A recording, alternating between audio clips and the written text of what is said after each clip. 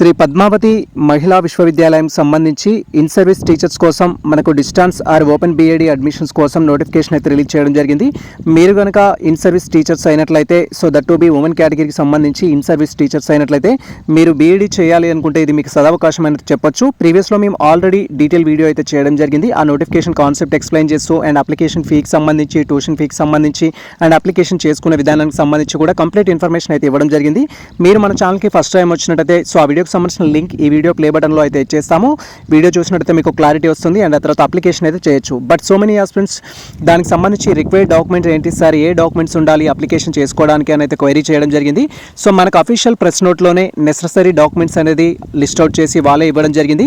So ఈ documents అయితే మీరు కలెక్ట్ చేసి పెట్టుకోవాలి ఆన్లైన్ అప్లికేషన్ చేసుకోవడానికి. అండ్ సేమ్ టైం మీకు వెరిఫికేషన్ అప్పుడు వీటిని ఒరిజినల్స్ అయితే మనం చూపించాల్సి ఉంటుంది. ఫస్ట్ వన్ వచ్చేసి SSCR ఈక్వాలెంట్ సర్టిఫికేట్ కావాలి. తర్వాత మీరు ఇంటర్మీడియట్ కంప్లీట్ చేసి ఉంటే ఇంటర్మీడియట్ సంబంధించిన సర్టిఫికేట్ కావాలి. అండ్ తర్వాత మీరు డిగ్రీ అండ్ పీజీ ఒకవేళ కంప్లీట్ చేసి ఉంటే, పీజీ మీకు ఉండుంటే పీజీ వరకు డాక్యుమెంట్స్ కావాలి. సో డిగ్రీకి సంబంధించి మార్క్ లిస్ట్, దాన్ని మనం లాంగ్ మెమో అంటాం, ప్రొవిజనల్ సర్టిఫికేట్ ఉండాలి, ఒరిజినల్ సర్టిఫికేట్, ఒరిజినల్ డిగ్రీ అనేది కాన్వకేషన్ అయితే ఉండాల్సి ఉంటుంది. అండ్ ఈక్వల్గా పీజీకి సంబంధించి ఒకవేళ మీరు పీజీ చేస్తుంటే ఆ డాక్యుమెంట్స్ కూడా ఉండాలి. సో పీజీ అందరికీ ఉండదు. ఇఫ్ మీరు పీజీ చేస్తుంటే పీజీకి సంబంధించిన రెలవెంట్ డాక్యుమెంట్స్ అయితే ఉండాలి.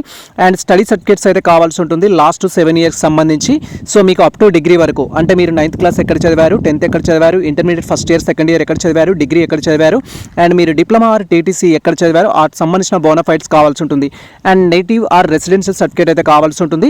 అండ్ తర్వాత NCTE రికగ్నైజ్డ్ టీచర్ ఎడ్యుకేషన్ కోర్స్కి సంబంధించి so DEd or TTC or equivalent course certificate అయితే కావాలి. దట్ టు బి మీరు ఫేస్ టు ఫేస్ మేడ్లో చేసిన సర్టిఫికేట్ కావాలి. అంటే రెగ్యులర్లో మీరు డిఎడ్ కానీ, రెగ్యులర్లో టీటీసీ కానీ, రెగ్యులర్లో మీరు ఈక్వాలెంట్ కోర్స్ చేసినట్టయితే వాళ్ళు మాత్రమే ఎలిజిబుల్ అవుతారు. మీరు ఓపెన్లో ఓపెన్ డిఎడ్ కానీ, ఓపెన్ టీటీసీ కానీ చేస్తే ఎలిజిబుల్ అవ్వరు. తర్వాత మీకు సంబంధించిన క్యాస్ట్ సర్టిఫికేట్ కావాలి. తర్వాత ఆధార్ కార్డు, పాను, ఓటర్ ఐడి కావాల్సి ఉంటుంది, పాస్పోర్ట్ సైజ్ ఫోటో కావాల్సి ఉంటుంది. అండ్ మీకు సంబంధించిన సర్వీస్ రిజిస్టర్ కాపీ ఏదైతే ఉంటుందో అది కావాల్సి ఉంటుంది. సో మీరు ఏ డేట్లో జాయిన్ కావడం జరిగింది అనే ఇన్ఫర్మేషన్ ఎక్స్ప్లెయిన్ చేసుకోవడం కోసం. తర్వాత సర్వీస్ సర్టిఫికేట్ అయితే కావాల్సి ఉంటుంది. సర్వీస్ సర్టిఫికేట్ వచ్చేసి ఏంటంటే సో మీరు అఫీషియల్ వెబ్సైట్లో నుంచి ఫార్మాట్ అనేది డౌన్లోడ్ చేసుకోవాలి. ఆ ఫార్మాట్లో చూపిస్తున్న విధంగా మీరు డీటెయిల్స్ అనేది ఫిల్ చేసి DEO ఆర్ మీకు సంబంధించిన MEO లెవెల్ అప్లికేషన్ సంబంధించిన సైన్ అయితే చేయించుకోవాలి. ఇక్కడ సర్వీస్ సర్టిఫికేట్ అండ్ అదేవిధంగా నో అబ్జెక్షన్ సర్టిఫికేట్ అయితే కావాల్సి ఉంటుంది.